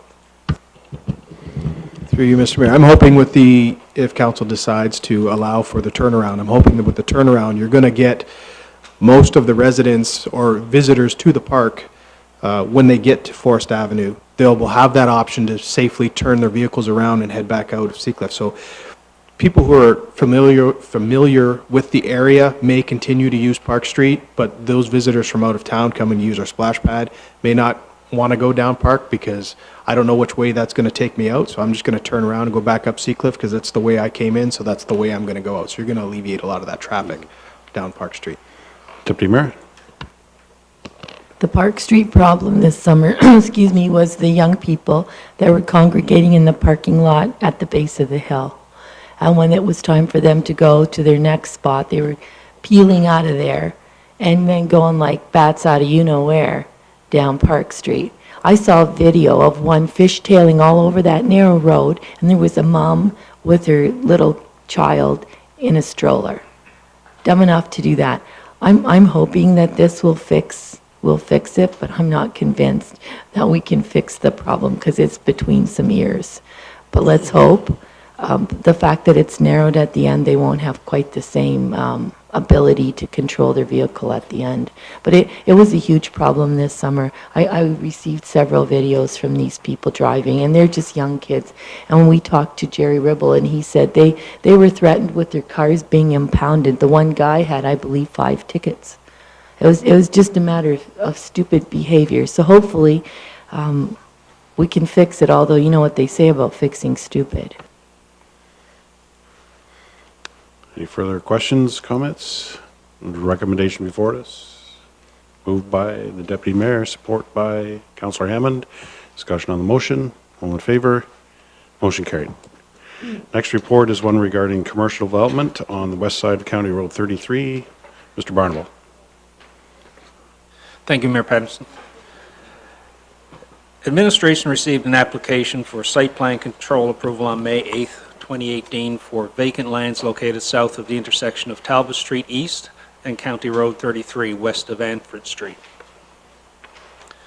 The subject lands are designated residential in part and Eastern Commercial District in part under the official plan.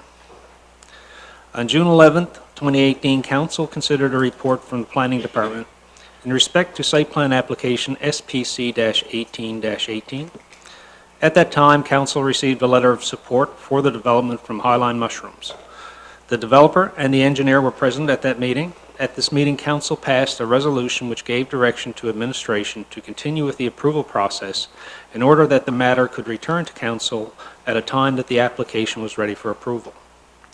Given the public interest in this development, and that approvals are expected to occur in the very near future, this report is being brought before Council to seek further direction.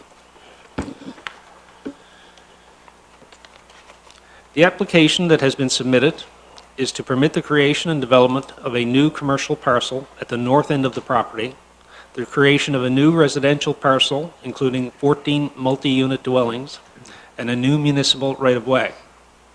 The residential portion of the development proposes 14 multi-unit dwellings, including a private internal road located on the south side of a new municipal right-of-way.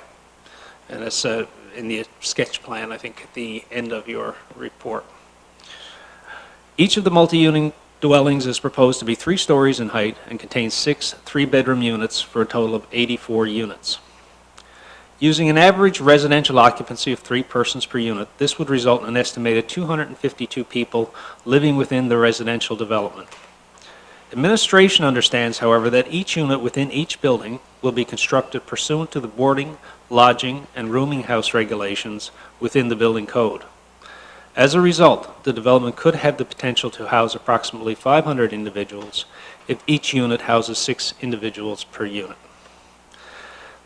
The site plan sketch indicates a total of 128 parking spaces are provided on site and are located either immediately forward of each dwelling or within 3 communal lots. The proposal also includes 45 bike parking spaces located throughout the development. The site plan also proposes to develop a 2,600 square foot commercial retail building located at the north end of the subject property, also with frontage and access from Street A. The property will become its own legal property with approximately 1 acre and 164 feet of frontage. The commercial retail space provides 17 standard parking spots, 1 barrier-free parking spot, and includes bike parking and a private outdoor garbage collection area. The property is subject to a holding symbol under the residential R3 zone. The holding H symbol is applied until such time as all servicing requirements are approved by the municipality.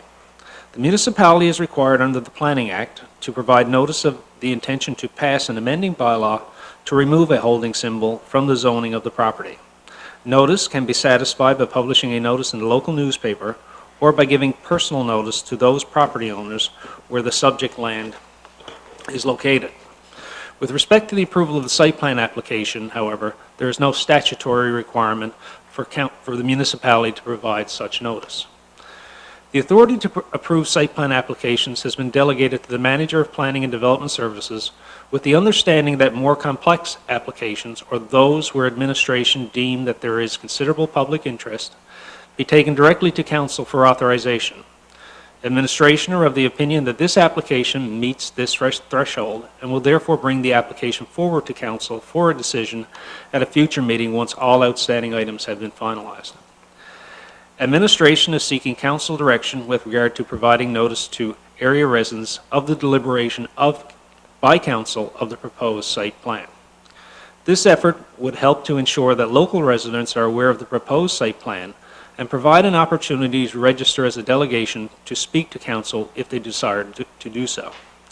As noted, there is no statutory requirement for the municipality to provide such notice.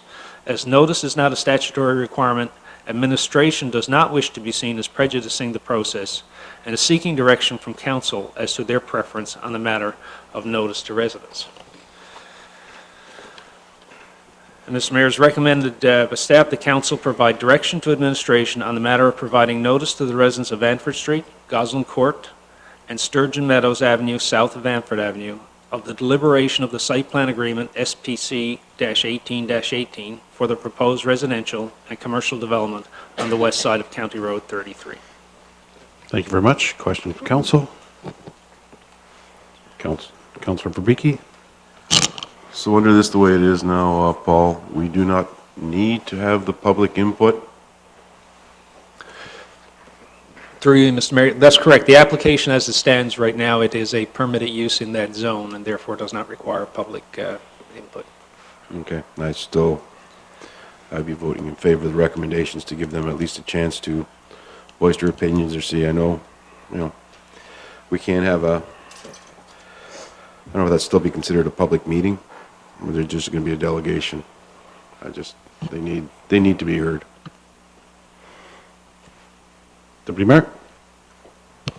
That was my question as well, because it says to provide notice. So how far are we going to go with providing notice? Just sending out the information by mail, not having an opportunity to speak to council? I feel that we need to listen to that. Whether we can actually do anything about the complaints, I still feel that we need to be and have willing ears to listen to this.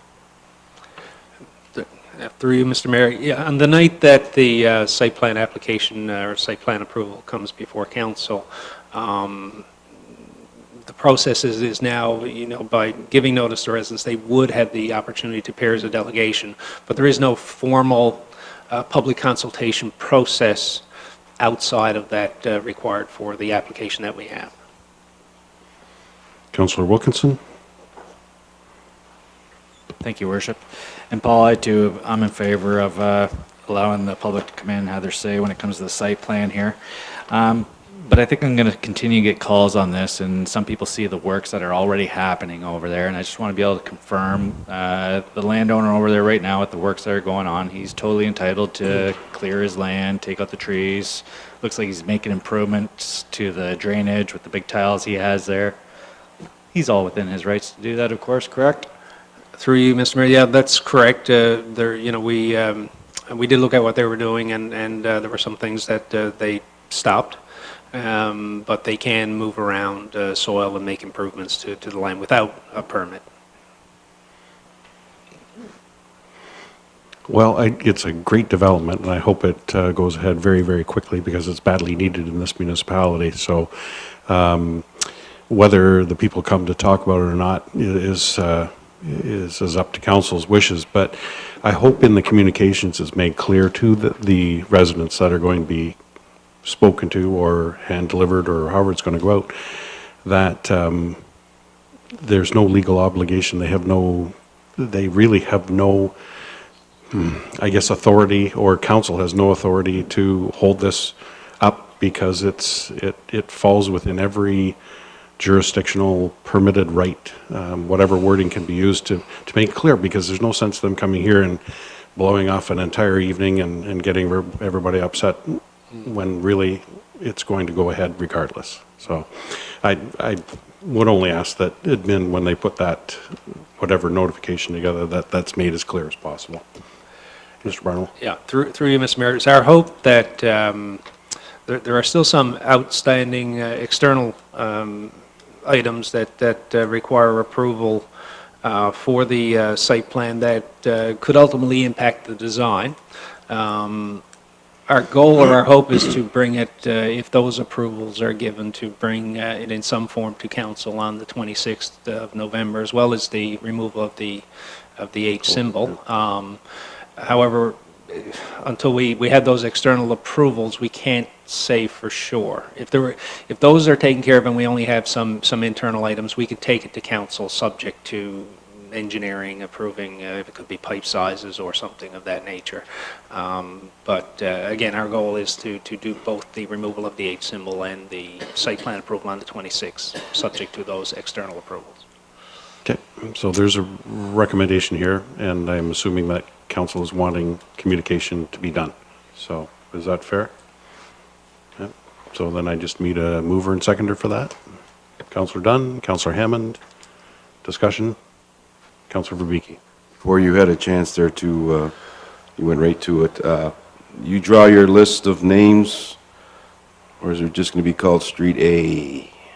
You draw your just list of names for streets from public input, oldest person in town. Through you, Mr. Mayor, I'm not sure if it's strictly adhered to here. My understanding is there is a nomenclature list that exists here.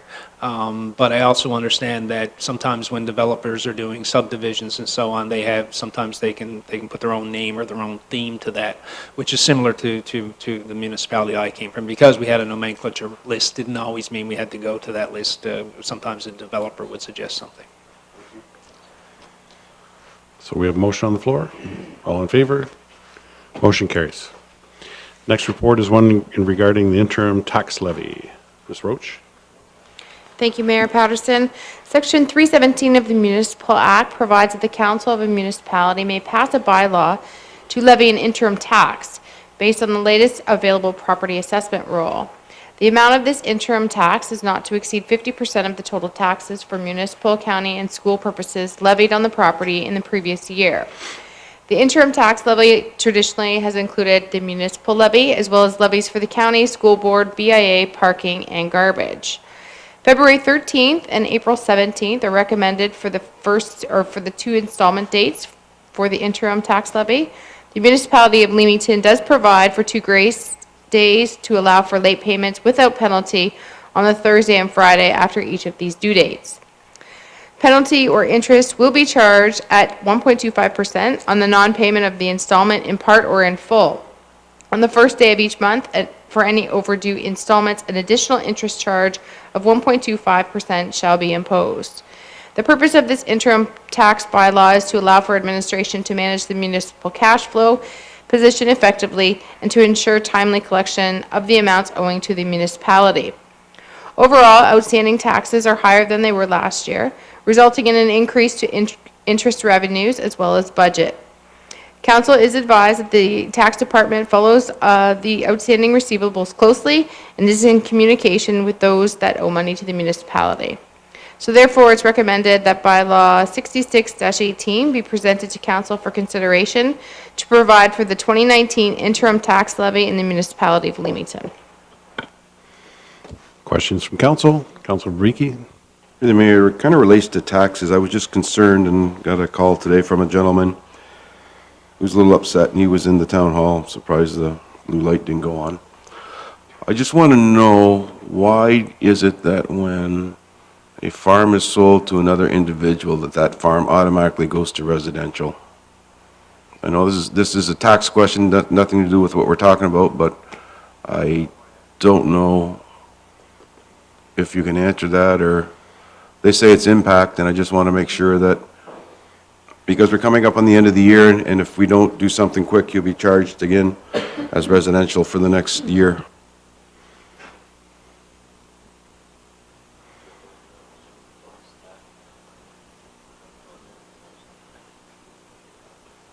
Ms. Roach? Thank you. I was just consulting with Rob. Yep. But when the ownership transfers, it is on the new property owner to qualify as a farm, and that is a requirement of MPAC to have the tax ratio of the 25% applied. So it does revert back to residential. We encourage new landowners to contact OMAFRA immediately, and usually that's expedited through that process. Definitely, we've had similar conversations with new landowners, to you, Councillor Verbicki, and we levy taxes based on what the return pool is preferred for, or provided by through MPAC. So we don't do any manipulation on that final tax roll. However, if that tax rate should change, or that tax class should change within the year, MPAC provides us that information, and those credits would be applied. Okay, so we have a recommendation before us. Council's wishes, moved by Deputy Mayor, support by Councillor Dunn. Discussion on the motion. All in favor? And carried. Next report is one regarding regulation and registration of dog. Brenda.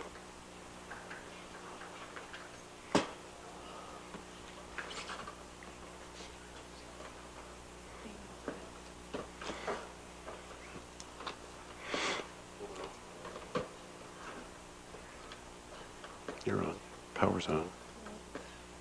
Now push the power, the green button's on. There you go. I got it. It's been a while. I've forgotten how to do this. Sorry. Bylaw 66806 is a bylaw to provide for the regulation and registration of dogs, includes a number of requirements for dog owners, including annually re-registering their dogs, obtaining and affixing an annual issued dog tag. In an effort to streamline the registration renewal process to reduce waste, commencing in 2019, a single dog tag system will be used.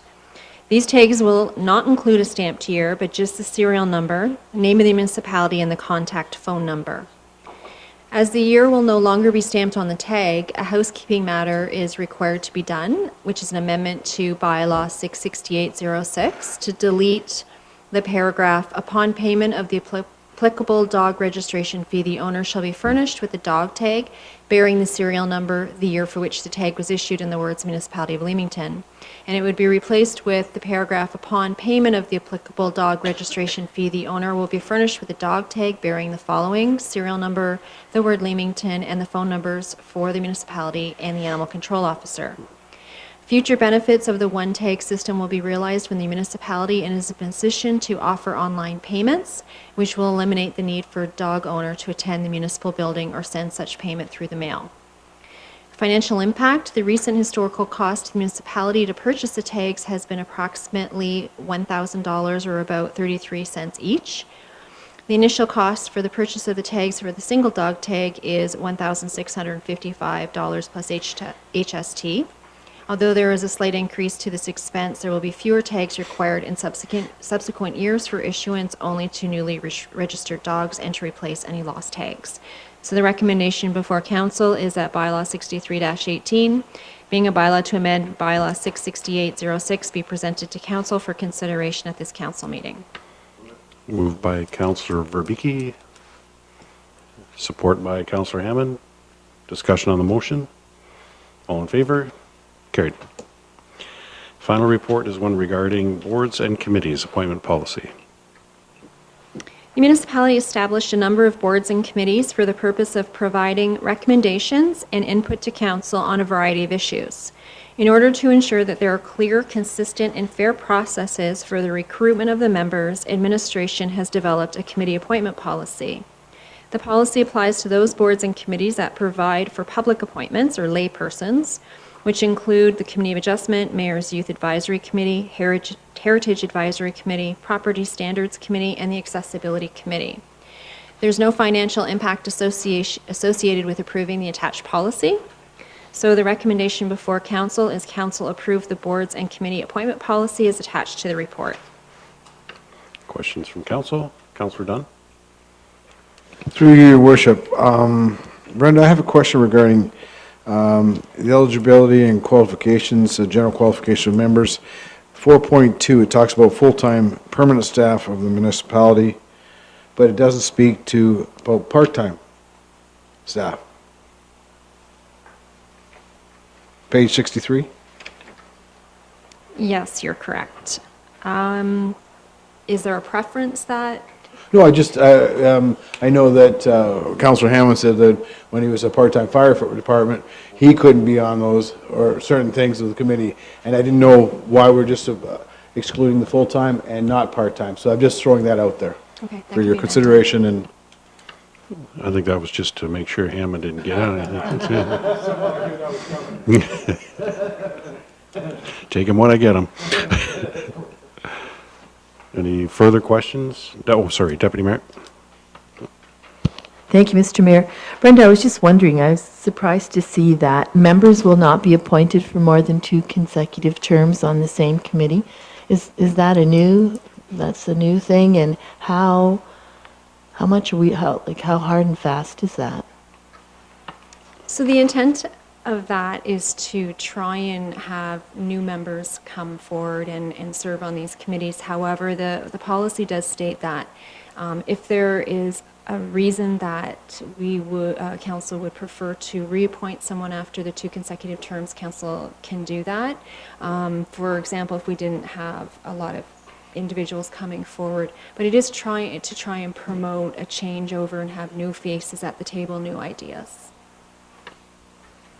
If I may, I think it's a great idea. It's just that I think our tendency is, because some of these require a level of expertise, and I'm going to say committee of adjustment, I think it is our tendency to choose people that have applied before, like especially 2 terms. You've got somebody there with a fair bit of experience and some expertise there. So anyway, I agree with you. I think it's a great idea. I just wondered if we are going to follow through on that. So thank you. Council's wishes. It's a recommendation moved by Deputy Mayor, support by Councillor Hammond. Discussion on the motion. All in favor? Carried. Matters for approval. Leamington Municipal Heritage Advisory Committee meeting held August 22nd. Looking for a mover and seconder. Councillor Dunn, Deputy Mayor McDonald. And further questions on that? All in favor? Carried. And then the same for the Leamington Accessibility Advisory Committee meeting held September 5th. Councillor Verbicki, Councillor Dunn. Discussion on the motion. All in favor? And carried. Other matters for consideration that were none circulated. Report on closed session. Ms. Percy. A closed meeting was held at 5 p.m. prior to the open session of council pursuant to subsection 239(2)(c), D, E, F, for the purpose of considering 6 items. The first item is a confidential report, LLS 7418, dated October 29th, 2018, regarding Section 106 of the Municipal Act. No direction was provided on the matter. The second item was confidential report, LLS 7518, dated October 29th, 2018, regarding disposition of land, Staples Alley. Council provided direction to administration with regard to the matter. The third item is confidential report, LLS 7718, dated November 5th, 2018, disposition of lands, Staples Alley, Part 12 on Reference Plan 12R 22697. Council provided direction to administration with regard to the matter. The fourth item is confidential report, LLS 7018, dated October 29th, 2018, regarding claim for compensation. Council provided direction to administration with regard to the matter. The fifth item is a confidential report, CAO 0518, dated November 5th, 2018, regarding Mill Street West properties. Council provided direction to administration with regard to the matter. And the sixth item was a verbal report regarding labor relations direction. Council provided direction to administration with regard to the matter. Proper notice of the meeting was given and the meeting adjourned at 6:20 p.m. Thank you very much. Consideration of bylaws. Bylaw 54-18 is a bylaw to provide for the construction of the Gosselin Drain Branch, Lot 16-18 or 218, Concession 7, Municipality of Leamington. That's the third and final reading. 6318, bylaw number 66806, to amend that bylaw, being a bylaw to provide for the regulation and registration of dogs. Bylaw 6618, being a bylaw to provide for an interim tax levy and provide for the payment of taxes. Bylaw 6718, being a bylaw to impose fees in connection with the Marlborough Street West, Erie to Chestnut, Fox Street, Askew to Russell, and Chestnut Street, Russell to Marlborough sewer separation project. Bylaw 68-18, a bylaw to impose fees in connection with the Parkdale Avenue sewer separation project.